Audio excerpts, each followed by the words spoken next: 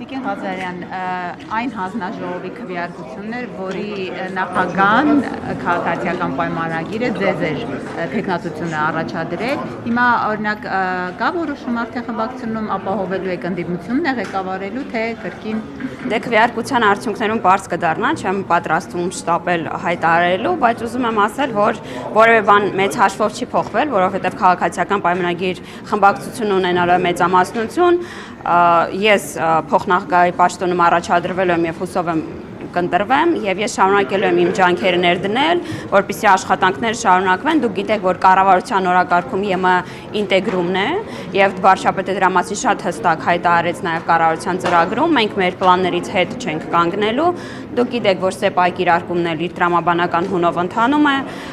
շատ շուտով այն կավարտվի եւ մենք կարող ենք խոսել նաեւ նոր իրավապայմանագրային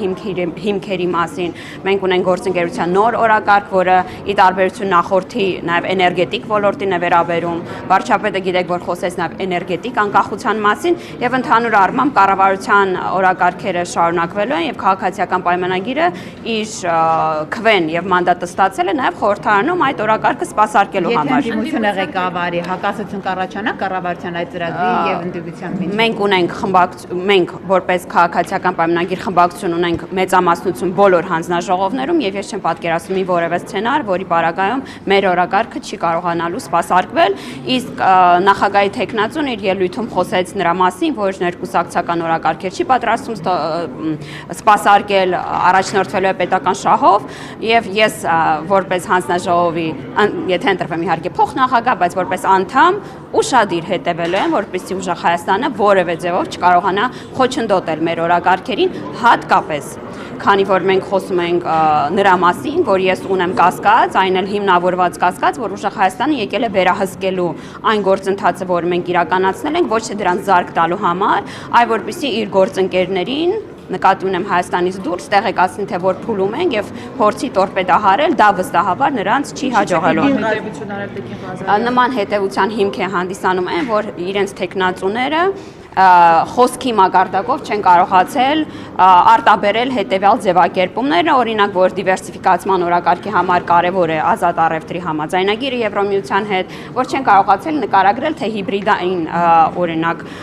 վտանգները որ երկրից են գալիս, մարդիկ խոսքի մակարդակում չեն կարողանում որոշ ձևակերպումներ ասել, ինչին թույլ է տալի կասկածելու, որ իրենք անկեղծ չեն այս հանձնաժողովը ընտրելու պարագայում, հարցում եւ ընտրել են, ել եմ ասում, վերահսկելու, որպեսզի իրենց թույլատրված շեմը ուրեմն քաղաքացիական պայմանագիրը չհաղթահարի։ Տիկին Ղազարյան, վարչապետն է ասել, որ պաշտոնական հայտը Եվրամիությանը ներկայացվելիս կախված կլինի նրանից, թե Եվրոպան ինչքանով է ուզում, այսպես ասած, որ Հայաստանը մոտ լինի, հա։ Արդյոք որոշակի ազդակներ ստացել եք Բրյուսելից, Եվրամիության երկրներից,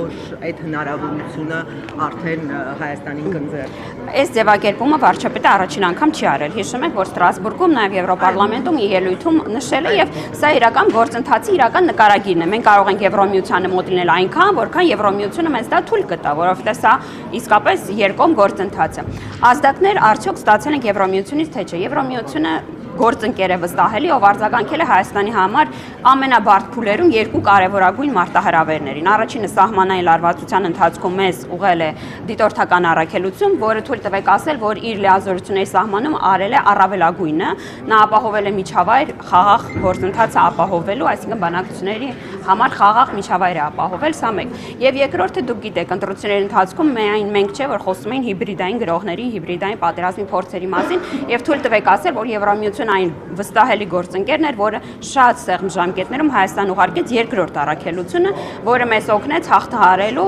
կամ մասամբ հաղթահարելու այս մարտահրավերը։ Եվրամիությունից մենք նաև ազդակ ստացանք ATM-ի վերաբերյալ, դուք գիտեք, որ շատ փորձագետներ բավականին կասկածով էին վերաբերվում այս գործընթացին, ATM-ը ասել մեր քաղաքացիներին, որպեսզի պարզ դառնա, սա առանց մաքսային հավելյալ վճարումների մեր ապրանքների մուտքը եվրոպական շուկա ապահովելու մասին է, եւ Ուրսուլա ֆոն դեր Լայենը Հայաստան գալով խոսեց ATM-ի մասին, սա կրկին շատ կարևոր գործիք է, որ թույլ տվեք ասել, որ շատ քիչ երկրներ կան, որ այլ մաքսային ռեժիմում գտնվելով կարողանում են դրանից օգտվել։ Եվրոմիությունը շատ հստակ արձագանքում է այն դժվարություններին, որոնց առաջ Հայաստանը այս պահին կանգնած է եւ ես վստահ եմ, որ համագործակցությունը այսքանով չի սահմանափակվելու եւ Եվրոմիությունը